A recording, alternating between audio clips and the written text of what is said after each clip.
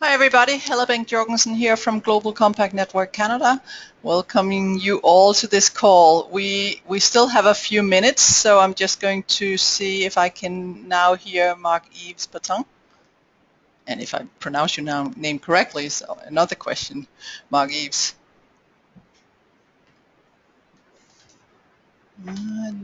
Well.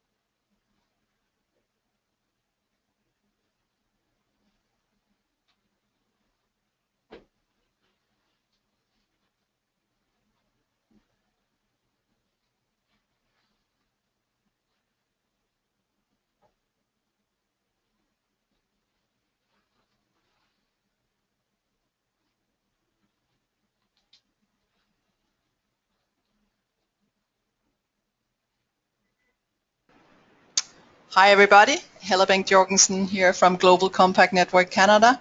I know we still have a minute, and I can see a lot of people joining us. And I just want to, while people are joining us, tell you about the upcoming event that you can see here on the first slide.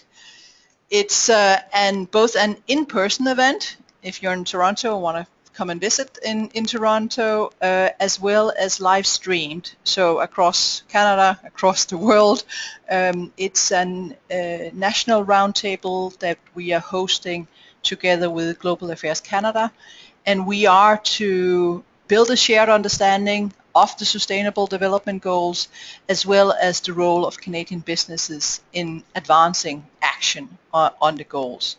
We already have a lot of attendees, but I would clearly, if you're not already signed up, say that I think you should sign up, and you can also ask us questions that we will ask to the panelists, and we have a very great panel for that event as well.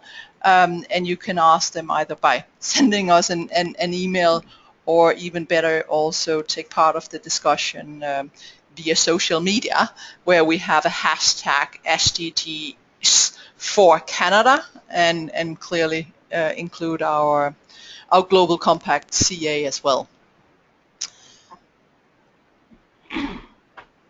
So are we sorry, I'm hearing here from Aparna. I think Marc Yves, can you hear me now? Nope. Okay, Marc Yves can hear us, but we can't hear you, Marc Yves. It shows that he has muted himself. But it's unmuted. It's Carmen. Hi, Carmen. They may need to go on and click like the audio and then join in that way, and make sure that they're using the audio pin. Because I didn't do that at first. Thank you. Okay.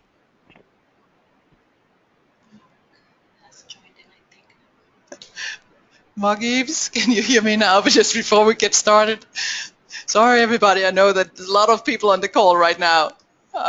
Just want to make sure that we have all our great panelists on the call as well.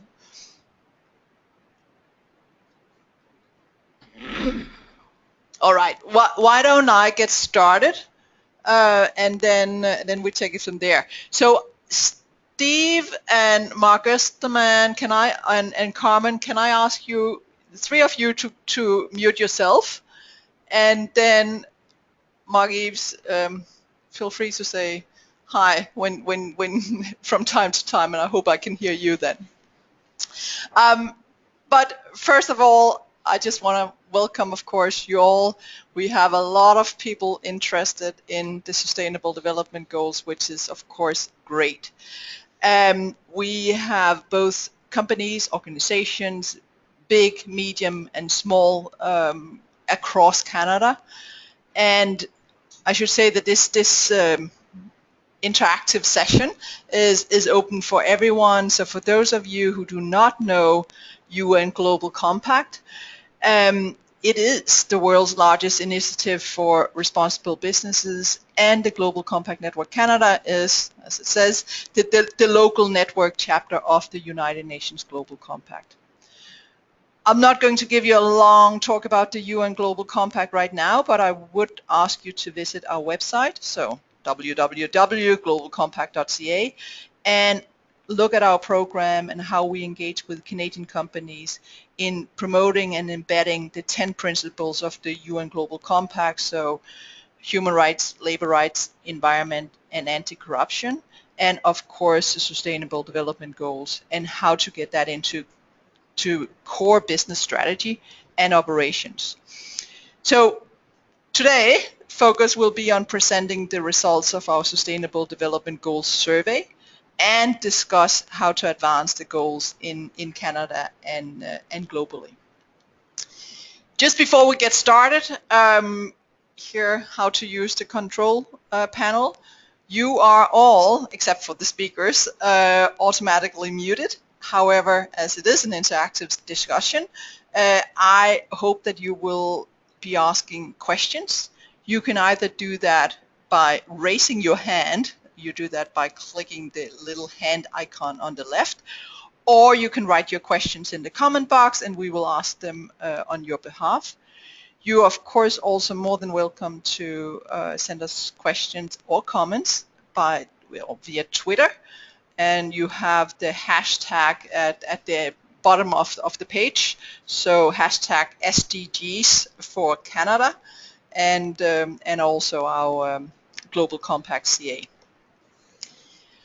All right, so let's get started with the agenda that I think we have right here. So we will start our sessions today with presentation of, I would say, the interesting results of our Sustainable Development Goals survey that we started last year. I'll then ask our great panelists for their remarks before proceeding to have an interactive discussion, hopefully with all of you on this call, with questions and comments on how to advance the goals in Canada and globally. So, if we then start by welcoming our panelists, we have out to the left here Marc Yves Bertin, who is the Director General from International Economic Policy, Global Affairs Canada. And Marc Yves, if you can hear me now, say hi. Well, maybe you can hear me, but oh, Marc Yves, I've been told that you have muted yourself. So we'll just go on and hope that we'll have you, that we can hear you a little bit later. Steve Pappajohn from that's Business Development Advisor from Native American Resource Partners. Marc Osterman, Vice President, Environment and Sustainability at SNC-Lavalin, and last but not least, Carmen Turner, that's Leader of Sustainability from Teck Resources. I want to give a warm welcome to our four impressive speakers today. You know, we have sent their bios to you through email already, so I'll not go into the very impressive bios. I'm looking very much forward to a lively discussion on the SDGs today. So again, thank you all for joining. Then if I start kicking off in terms of the SDGs and our SDG survey, Just to give the very, very highlight, on September 25th last year, 2015, all 193 member states of the United Nations adopted a 15-year plan for achieving a better future for all, the 2030 Agenda for Sustainable Development. At the heart of Agenda 2030 are the 17 Sustainable Development Goals that address the most important economic, social, environmental, and governance challenges of our time. The SDGs have been negotiated at the United Nations with a widespread public input, which is great, including significant involvement by companies participating in the United Nations Global Compact. And I think that's something that's different from the last the goals we had before. Millennium. I kind of like got it wrong in my mouth here. Millennium Development Goals. Then the adoption of the Sustainable Development Goals means to me, and I hear that from a lot of businesses, that now we have a globally accepted and practical definition of sustainable development. So also at the recent World Economic Forum in Davos, the UN Secretary General Ban Ki-moon emphasized the need for partnerships to achieve the SDGs, and that the UN will facilitate concrete partnerships through UN Global Compact and its local networks. So that's kind of the highlight. Then let's jump to Canada and our SDG survey. Shortly after the adoption of the goals, actually in October last year, the Global Compact Network Canada launched a SDG survey, and we did that to, one, raise awareness of the SDGs among Canadian companies, but also to paint a picture of the priorities. Hi, Marc Yves. Better late than never. My apologies for interrupting. I'll let you continue. That's fine. I'm glad I have you on. Well, I've had you on all the time, but I now can hear you. So now I can ask you to mute yourself again, as long as you know. Absolutely. Thanks. Sorry, everybody, but that was good to make sure we had Marc Yves on. So I was just saying that we started to launching this Sustainable Development Goals survey last year in October, right after that the goals was actually adopted at the UN. And so one thing was to raise awareness and figuring out what is the priority Sustainable Development Goals in Canada for businesses and organizations, but also what's the kind of assistance, help that companies in Canada and organizations would say, this would be really helpful if we have some initiatives, if we have some help, if we have some tools that can actually help us adopt and set goals within our own organizations to advance the Sustainable Development Goals.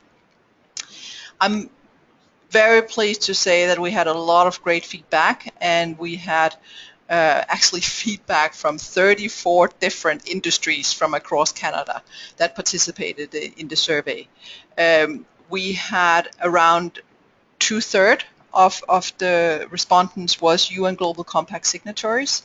The majority of respondents was based in Ontario, 63%, with other respondents was in British Columbia with 17%, Alberta 10%, and Quebec with also 10%.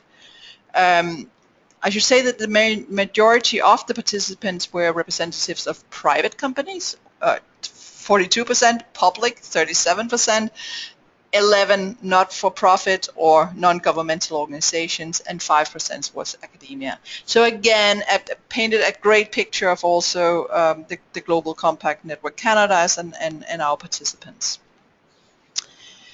All right, now what was it we actually asked you about? And I hope many of you on this call actually participated. But here's the questions that we asked. We asked you to rank the top 5 Sustainable Development Goals in accordance to what you thought was the most important issues within Canada that Canadian organizations should focus on collectively? What was the most important issues in the world? What was the initiatives that was already existing in your own organization that, well, before there was something called the Sustainable Development Goals, you were actually focusing on that. And last but not least, now having the Sustainable Development Goals, which was the most important ones for your business organization. And now comes then at least some of the results here. 60% of the respondents were saying that clean energy is one of the top priorities for Canada. 50% of the respondents ranked no poverty or zero hunger as the first issue to tackle in the world. More than 15% of, I was going to say you, but the respondents ranked decent work and economic growth as one of the most important SDGs for their business. 60% ranked climate action as one of the top priorities in at least one question category, and I'm getting back to that because that's one of the interesting findings.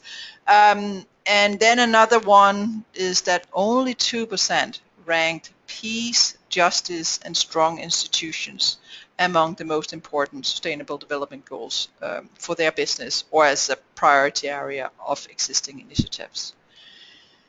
I know there is 17 goals and you have to prioritize, but let's see what you actually then prioritized. So if we look at the first question, so the one in terms of what are the most important issues within Canada that Canadian organizations should focus on collectively, participants said that their first priority was affordable and clean energy. So Sustainable Development Goal number 7. And that was also ranked among the top priorities for two other questions that you will see in a minute, existing initiatives and important issues for your company. And to us, this paints a meaningful picture as for Canadian businesses, affordable and clean energy is and has been a priority, and the current efforts can now support the Sustainable Development Goals. So that's also matching very well with what we're seeing is interest in terms of social media, etc. But let's then look at what was answered when we said, what are the most important issues in the world? And this is different pictures, as you can see. Zero hunger being the clear front runner with a lot of votes ahead of the other SDGs. So zero hunger was clearly number one in that category. The results of issues in the world, you will see, differ vastly from the first question of issues to focus on within Canada. So the no poverty, the SDG number 1, and zero hunger, SDG number 2, do not appear in the top rankings of any of the other questions. Actually, they are ranked very low in the other questions. So Canadian companies prioritize that they, in collaboration, can help tackle SDGs with a strong social dimension, such as zero hunger, no poverty, clean water, etc., outside of Canada, but it was not ranked among the top priorities within Canada. Then if we then go to the next in terms of what was the initiatives that was already going on within the companies and organizations before we started talking about SDGs. Here it is interesting to see that climate action, so SDG number 13, is ranked among the top priorities in all other categories, but actually do not appear here. And this could lead to an assumption that despite being seen as very important, there are relatively few existing climate action initiatives. This might also be because of different other aspects. But it is believed, and I guess that's what I'm hearing, is that the active participation of the global private sector at COP21 in Paris, the new Canadian government's focus on climate action will inspire and incentivize many Canadian companies to actually prioritize climate action. Some of you might actually have been joining us on January 26th, where we hosted another interactive session where we discussed the COP21 implications for Canadian businesses, and actually had the Chief of Staff of our Environmental and Climate Change Minister joining us. And again, we had a lot of interest in terms of what it is that Canadian businesses also can do in terms of climate action. So we will assist Canadian businesses with examples of global best practices in setting internal goals, but also aligning their business strategies with regard to these goals and clearly reporting on that. But let's just go to the last of the questions in terms of what is it that companies and organizations said that they should be focusing on. And in that regard, we noted that the SDGs ranked these questions are also ranked in the first categories of issues within Canada, actually just in a slightly different order. So decent work and economic growth is not only the first priority of the question of important issues for your business, as well as the question of existing initiatives, but also the only SDG goal being ranked as one of the top priorities in every question. And you can say that this reflects the very high importance of this goal within the Canadian business community. And with this regard, it seems that many companies have clearly focused on this issue, just regardless of that now being an SDG goal. But what about the goals that are not ranked as top priorities in this chart? And I'll just take a few of those. So the goal gender equality, which is SDG number 6, is not ranked as one of the top priorities in any of the questions. And mostly, I should say, listed in the average middle part of the ranking. However, as some of the individual responses, it was very clear that some of the companies are very active in promoting gender equality. Other goals with the fewest votes, if we can call it like that, in nearly every question were life below water and life on land, as well as partnerships for the goals, which I think that might change in the future. Further, you can say that peace, justice, and strong institutions, so the SDG number 16, also received very few votes in all questions, apart from the question on issues in the world, where it was kind of like ranked in the average. Some of the targets of this goal include issues of transparency, anti-corruption, and promoting the rule of law. However, the sub-focuses of this goal might not be well understood and grasped yet. I mean, we just started the whole SDG journey here in January.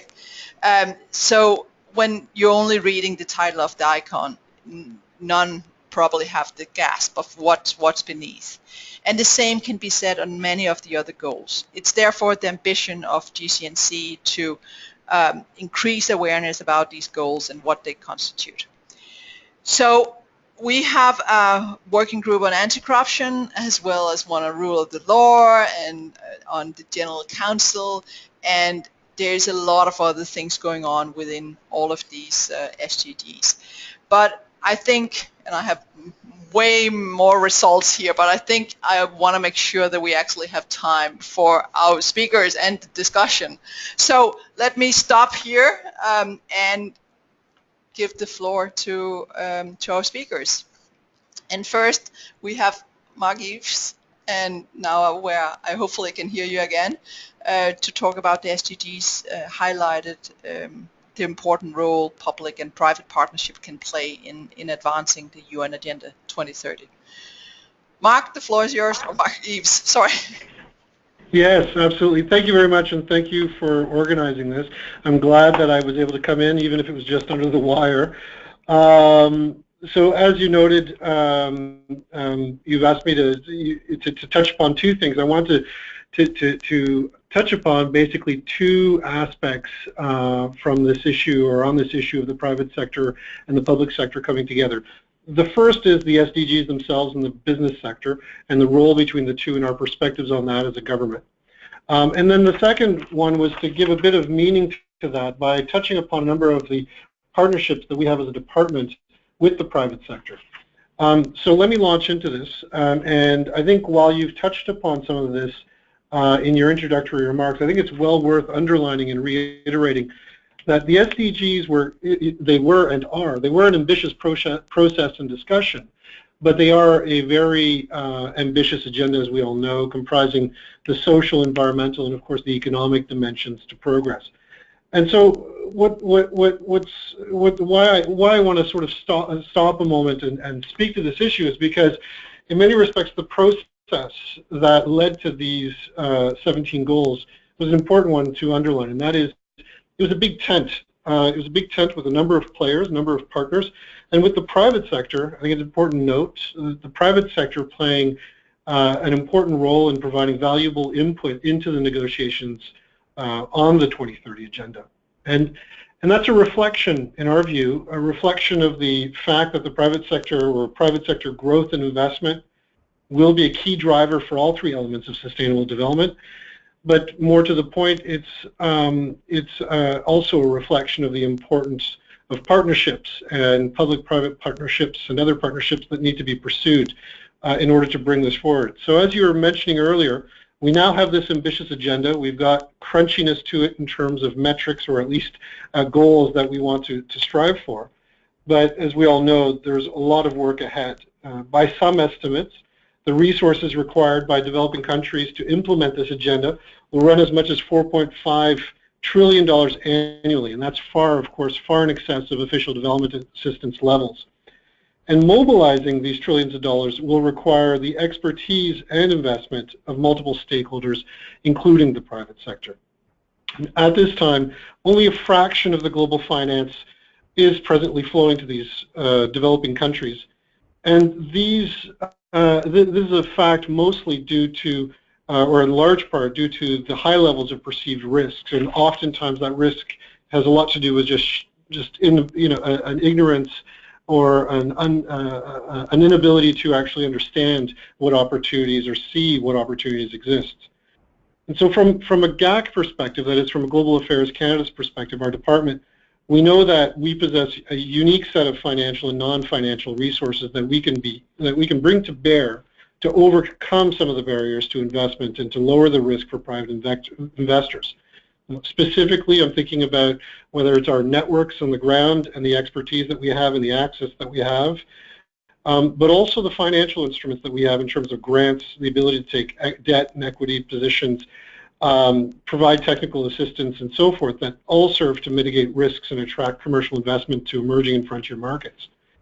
So what have we done about that? I mean, we've been basically trying to bring this perspective or this outlook to bear in our international dealings with governments and with the private sector in two ways. The first is on a policy level, and the second is on a more operational or practical level in terms of the partnerships that we've pursued. On a policy level, let me just note that we've had the pleasure of chairing a steering group with the World Economic Forum and the OECD called the Redesigning Development Finance Initiative. And so what we've been doing there is trying to promote a pragmatic framework to promote the use of public, philanthropic, as well as private investment to be blended together so that we can pursue investment and growth in developing countries. That organization, or that initiative I should say, has also been very useful in trying to promote this outlook and this approach among other developed countries in terms of their development agencies, to make sure that they understand, or at least are aware of, the opportunities that exist for partnership and the new and innovative ways that they can be pursued. And so what we've done is, of course, there's nothing like pursuing policy without, in the absence of practical, tangible, concrete initiatives. And so we've actually tried to pursue a number, and one which was, we're delighted to say, announced or formally launched just a couple of weeks ago in Davos, an initiative called Convergence, which will be based in Toronto, and which is basically a platform that will be used to share information, tools, and training on blended finance deals. It'll be an opportunity for the public and private investors to connect and to pursue joint projects, investment projects, and then after, of course, to pilot new and innovative blended finance models, including with the support of some grant money that we're providing to enable the pursuit of new financing solutions. In addition to these types of platforms, we've also pursued initiatives to provide market-oriented incentives for the private sector to target investments that achieve meaningful development results. And one example of that is a partnership that we have with the Mennonite Development Associates of Canada, as well as Sarona Asset Management and the Mars Centre for Impact Investment, where together we're supporting over a 15-year period the launch of about a $150 million investment fund that will be used to leverage local private equity investment and help grow small and medium-sized enterprises in developing countries. In addition, we've also encouraged multi-stakeholder partnerships with the private sector, NGOs, on a purely cost-sharing basis. And some of these projects create shared value, meeting both business and development objectives. For example, we're working with World Vision Canada and Barrick Gold in Peru, and working to leverage the economic effects of mining operations by increasing the incomes and standards of living for the families and the communities where these activities are occurring.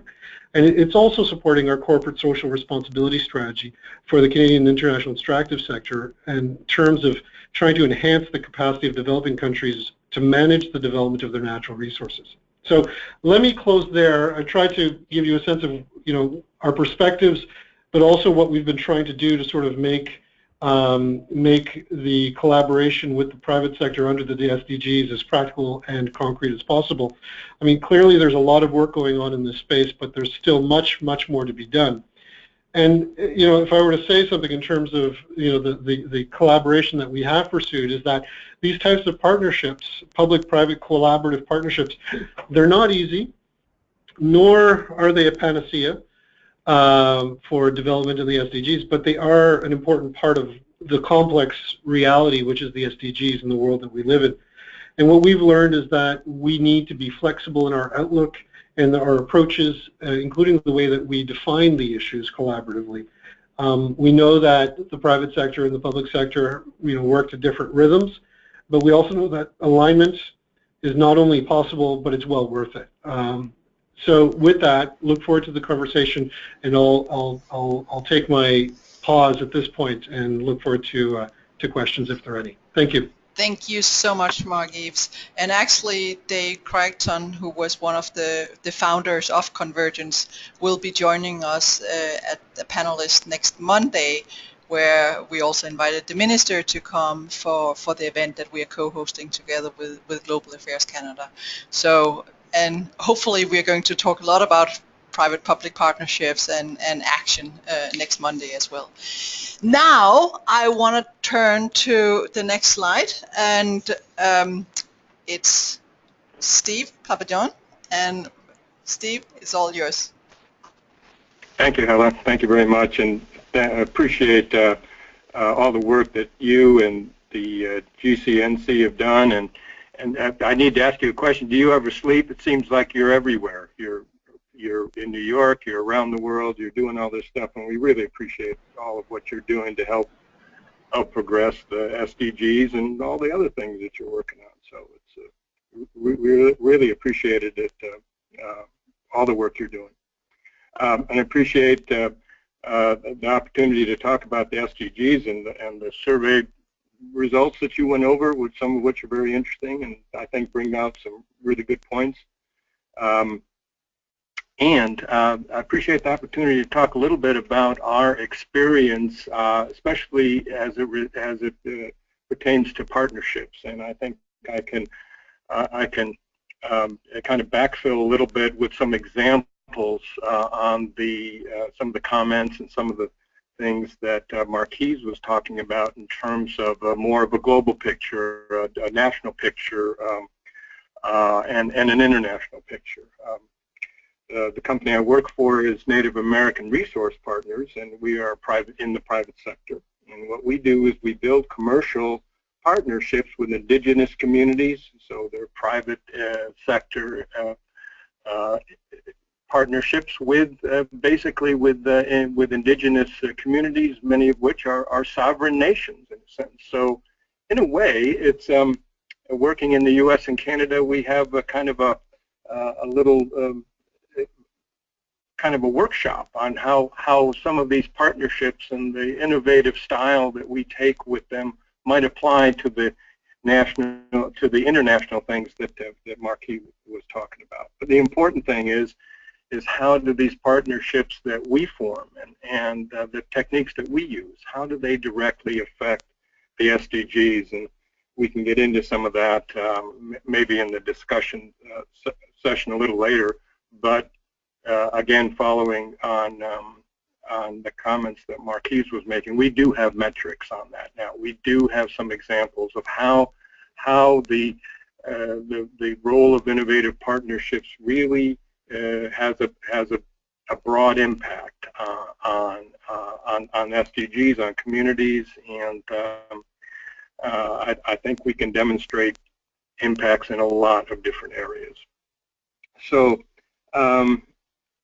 just in terms of that report and the importance of partnerships, I think maybe what we could do, Hella, is maybe just look at the next slide, because I think it's important. It was, we look at the General Secretary and a comment that he's made, a quote that he's brought to us. Well, no, slide before that, I guess. Well, there was a slide that had a quote by the General Secretary of the UN, and what it talks about just what Marc Yves was talking about in terms of the implementation of partnerships, and the General Secretary talks about how that's how the important work gets done. Broad partnerships to create broad and great results.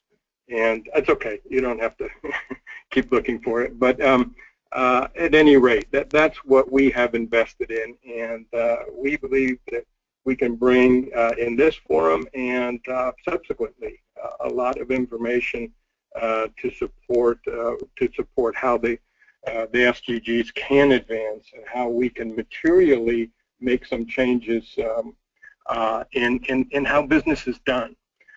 Importantly, and, you know, I'm from the U.S. and I'm a U.S. citizen, but importantly, I hope that people in Canada understand, and I think generally they do, that there's really Canada and the Canadian spirit is really conducive to working in partnerships.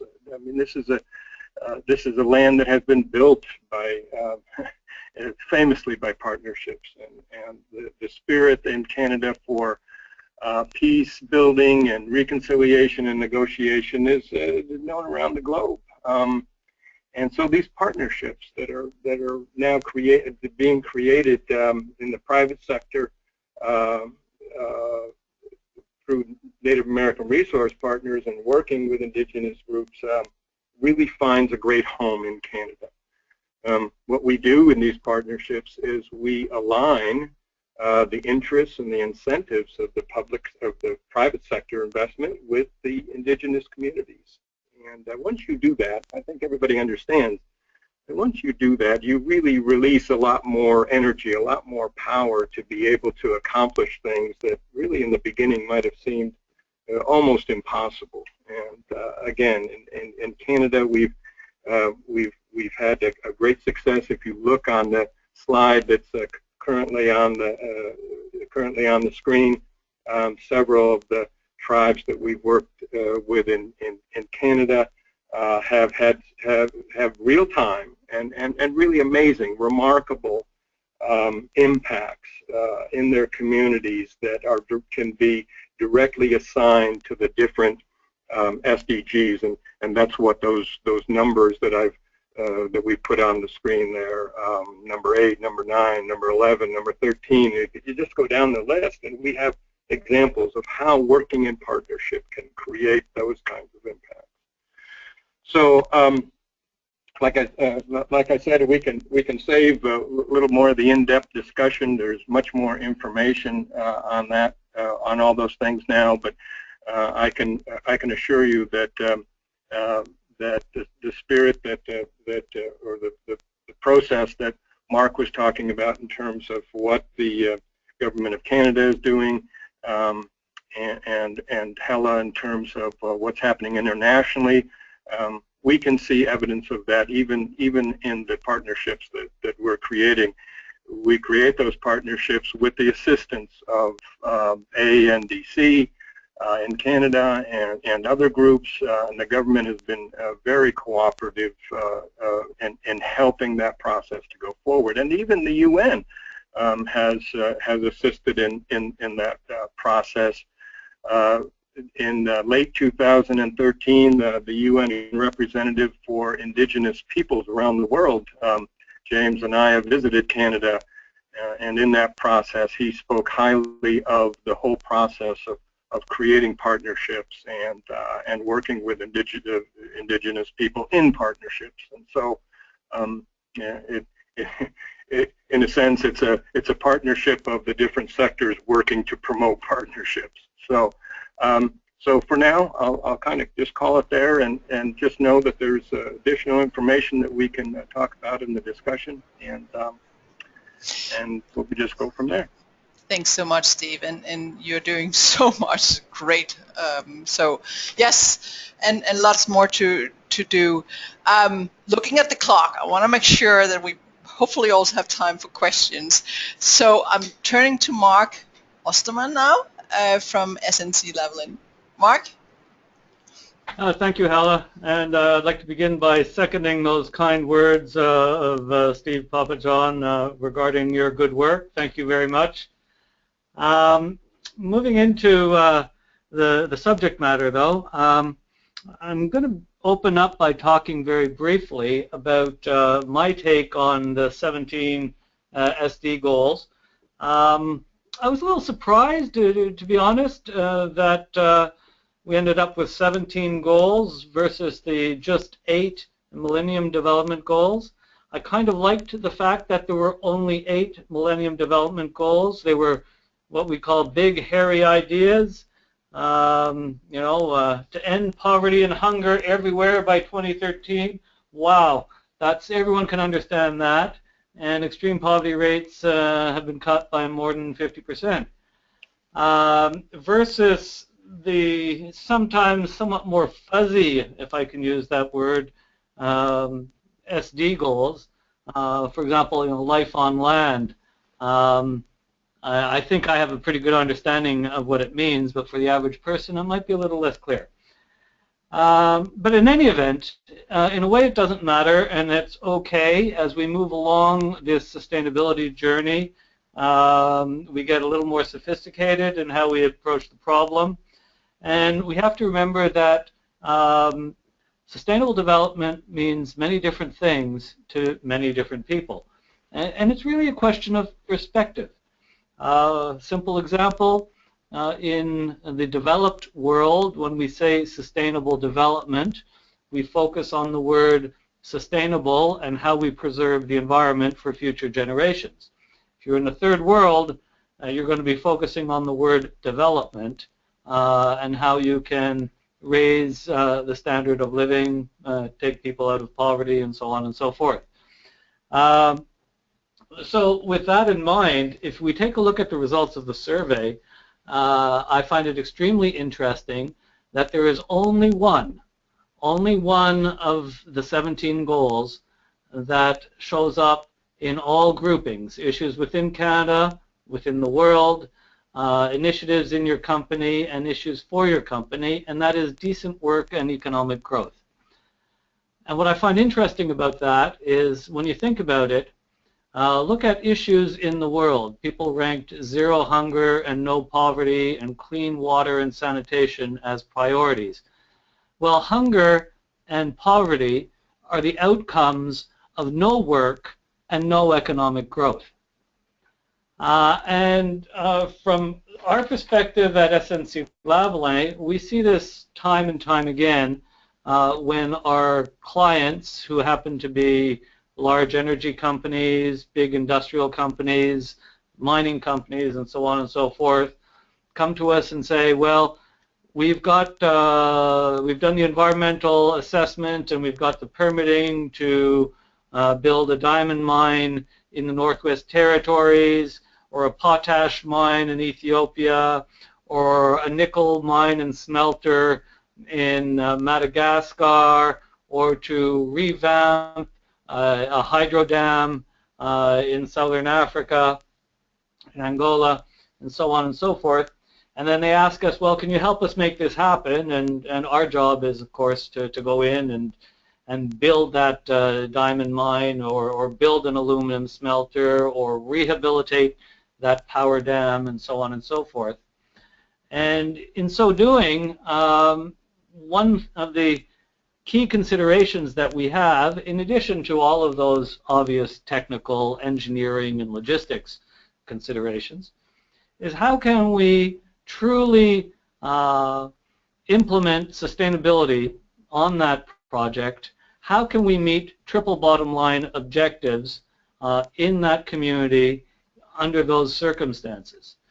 And for us, the key to that is ensuring, as well as, of course, protecting the environment on the construction site, and ensuring that we have a great health and safety record on the construction site. But in addition to all of those very obvious things, the one item that stands out most for me is whether or not we're able to maximize local benefits for that project. I mean, there is no sustainable development if you implement a project in whether it's northern Canada or some part of the developing world, or for that matter in southern Canada. There is no sustainable development if there are no local benefits to the community. If all of the profits and all of the benefits of a project go to some offshore company or elsewhere, and none go to the local community, you do not have sustainable development. So from that perspective, with all of this in mind, a major part of what we try to do at SNC-Lavalin is something we call local resource development. And we have our own little acronym, LRDI, Local Resource Development Initiatives, whereby we look at a project and try and figure out, well, for this project, how can we do some workforce development to make sure that as many people in the local community as possible can find jobs with this project? Or how can we do enterprise development to make sure that the small and medium-sized enterprises in the community can provide goods and services to the project, and be more sustainable from that perspective. And supply chain development, how can we maximize a local supply chain to benefit the local communities, to ensure that goods and services are sourced locally. And this is a technique that for us has been extremely successful, not only in Canada, in Africa, basically throughout the world. In so doing, we've over the years developed partnerships in Canada with native bands and communities, coast to coast to coast. We, in the early 90s, developed a partnership with the Nishikan in the Northwest Territories, initially to develop a power project, and that partnership morphed into the creation of Canada's first diamond mine. As of today, we have about a dozen partnerships with Native groups across Canada for a wide variety of projects and activities.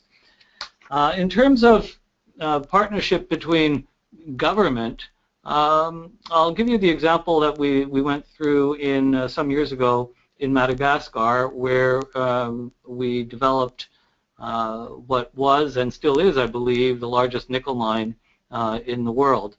Madagascar, as you know, is a desperately poor country. And through our local resource development initiative, we were able to bring more than $1 billion worth of local spend in the community and in the country. That had a huge impact on poverty alleviation in the area of the project. But I always thought that if we had been able to develop a partnership with the Government of Canada to develop projects with the Canadian International Development Agency in Madagascar around the project, it would have been an even better project. And that is an area that I have a lot of interest in, and certainly would love to talk to Marc Yves offline on how we can maximize the partnership potential between the Government of Canada and private sector for these kinds of large development projects around the world. And that's pretty much it for the moment. I mean, I have plenty of comments on how people ranked the 17 goals, but maybe I'll leave that to the question period. Sounds good. Thank you, Marc. Yes, and let's jump directly to Carmen. And Carmen, I know that you're going to also look at the materiality process and perhaps even also how to measure and report. Carmen, all yours. Yeah, thanks, Shelley. Hello, everyone. Thanks for having me. Happy to be here. I'm going to really talk about how a company might apply or use the SDGs within their planning.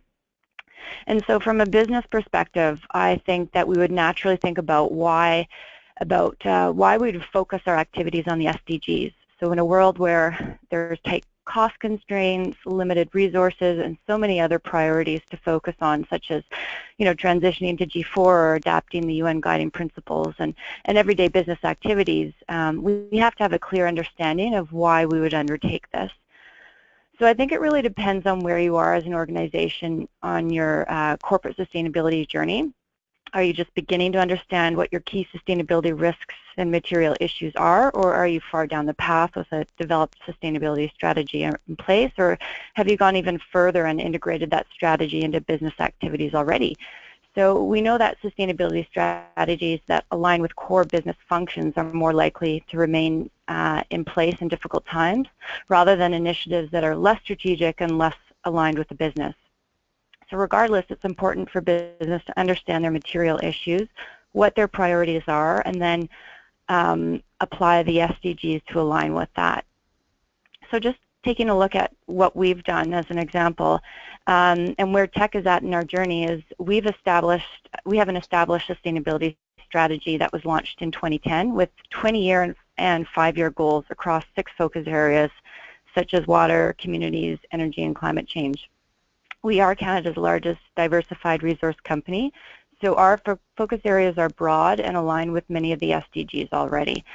Our first 5-year goals expired in 2015, and last year we underwent a process across the company to take a step back and really assess our strategy to date. So what worked well, what are our goals, and are they still relevant?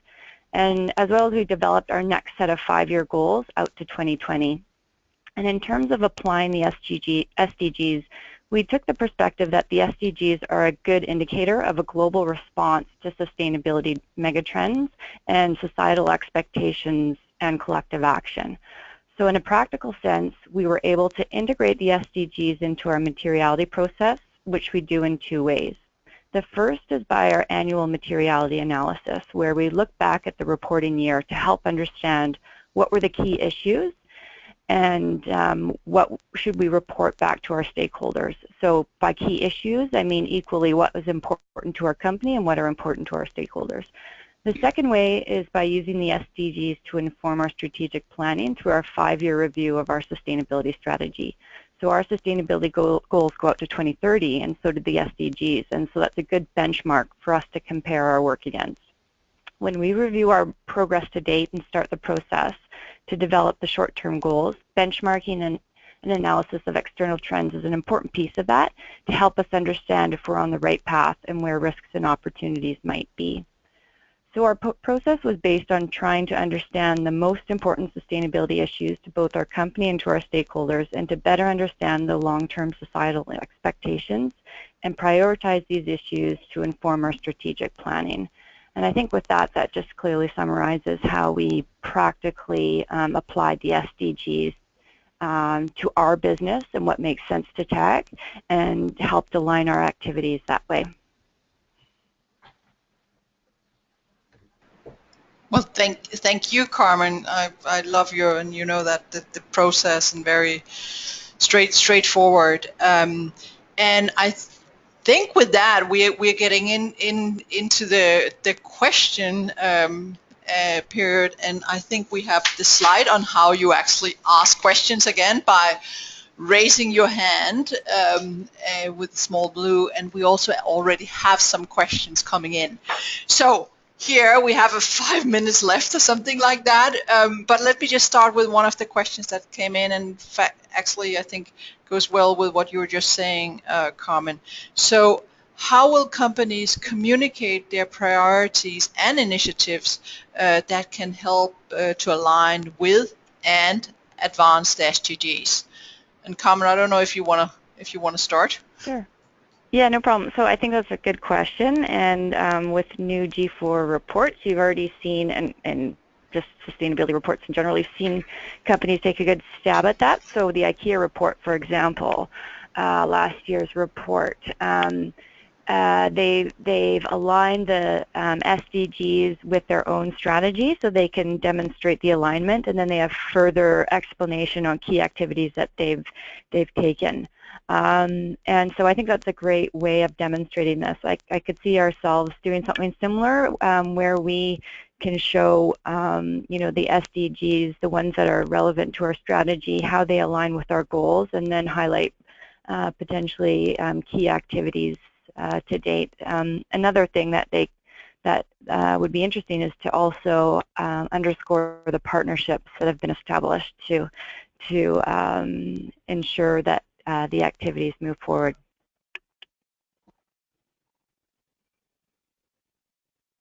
Should say that this was a question that came in from Twitter, so you can definitely also use Twitter to send us questions. But I think, and that might go also for Marc Yves, one of the things is, of course, that now we're talking about reporting for companies, but for Canada as a whole also to be reporting on what Canada is doing in terms of the SDGs. And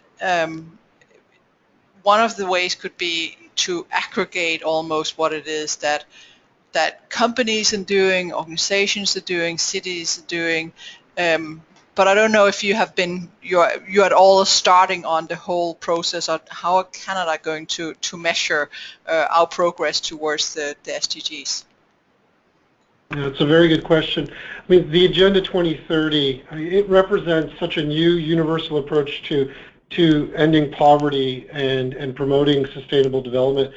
And so we obviously, like every other government around the world, are examining the issue in terms of our next steps. So part of that will be, you know, the work that we do domestically and consulting with stakeholders, with our partners internationally, other governments, to figure out how best to orient our development efforts going forward and so forth. So at this stage, it's too early for me to say, other than you know, it's too early to offer any specifics on this front, other than to say that it's definitely something that we, you know, that we are looking into, so to speak. Hella, this is Steve. Hi, Steve. I think also a simple way and a effectual way to do this for all companies that are involved with the Global Compact is through their COPs. That are each year, filed each year, and if companies can really kind of focus and focus on the SDGs in those reports, or at least a portion of those reports, then and there's a real measurement, a real indication of how they're progressing.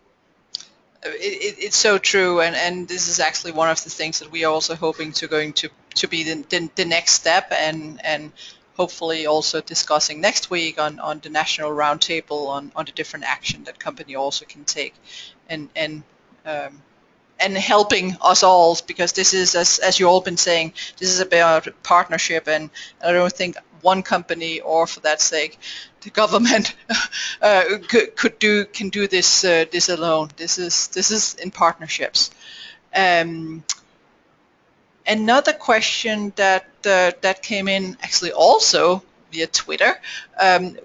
What is it about the SDGs that make companies plan, do, and report differently versus stuff they would do anyway? And I don't know, Mark, if you want to take that one.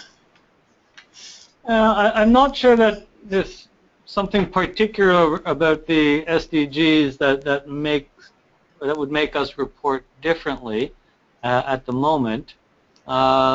For the last couple of years, we have been focusing very much on the GRI and now trying to get up to speed with the G4 level of reporting. But they do tell us what the international community is focused on, and by going through the materiality exercise that Carmen was referring to, it enables us to focus a little more clearly. If I could make a comment about reporting generally, though, if you go to a company's annual financial report, you're going to look at tables full of numbers and analyze what the bottom line means. And in addition to those tables of numbers, there are dozens and dozens and dozens of pages of explanation, but you focus on the numbers. In sustainability reporting, it's almost like we do it backwards. We write pages and pages of text, and then the GRI table is kind of an appendix to the report. And really, I think sustainability professionals want to look at the GRI reporting. They want an item-by-item explanation of why this is material or it isn't, what the company is doing about it, what their objectives are, have they met them, and so on and so forth. So what's probably good about the SDGs is if we can get to that space where companies can focus on those goals, determine which are material and why some may not be that material to them, and then set meaningful, transparent goals and report against them. I think that will be a big step forward. And I think, Mark, in terms of the SDG Compass that we had a webinar on, I was going to say earlier in the year, last year, that is how to define the different things, how to actually embed the goals, how to set goals, how to embed it, and how to report on that. And so much more to come on that in this year as well. One more question. I guess we have time for one more question. Yeah. So and I think Carmen or perhaps Steve, I want to point this to you. So we also at Global Compact Network Canada doing a lot in terms of supply chain, and one of the questions could be, so in supply chain normally you would send out a code of conduct to suppliers and say, here is the different areas that we want to make sure you're in compliance with. Could you see that you would take some of the SDGs that you would focus on and then include in a code of conduct and in your supplier programs? I don't know, Carmen or Steve, who? Yeah, I feel like, Carmen, we didn't give you much of a chance to speak, so I defer to you to have some comments if you like. Sure. So I think you have to take a risk-based lens and look at it through what are the most significant risks and impacts that you have throughout the supply chain, and also where the opportunities are. And then, you know, certainly that's possible for a company to track back, you know, from a reporting perspective, but from a practical perspective, I think it's more relevant to use language that's already in place. So again, I would start with what your material issues are and understanding the boundaries and the impacts for each issue and where they lie. Do they lie within your organization or externally? You know, whether through its joint venture partnerships, whether it's you know, in your somewhere in your value chain, and then look at it that way. But applying that risk-based lens can help you focus where you're going to start. Super. Thanks, Carmen. And I should perhaps say, in terms of also, Steve, you pointed out the communication on progress, so the reporting that all UN Global Compact companies doing, or the communication on engagement. And we will have a webinar session on, I believe, February 11th for the communication on progress, which is the reporting, and that is totally aligned with the GRI, etc. And on the communication on engagement on February 12th. So I believe either you already got the information or you will receive that information. But there, I hope that we can also just have a little bit of discussion about how to actually embed the reporting on SDGs into the communication on progress and engagement. I guess my hour is up. More than that, goes too fast. I want to thank you all for joining us today. I hope that you learned, and I hope that you are joining us in being engaged both next week, where we have the National Roundtable, but also in the year, and I should say the years to come, with the 2030 agenda. Lots to do, and we should do this together. And of course, a big thank you to wonderful panel here. Really appreciate it. Thank you all. Have a great day, and looking forward to see you again. Thank you. Thank you very much. Thank you. Thank you.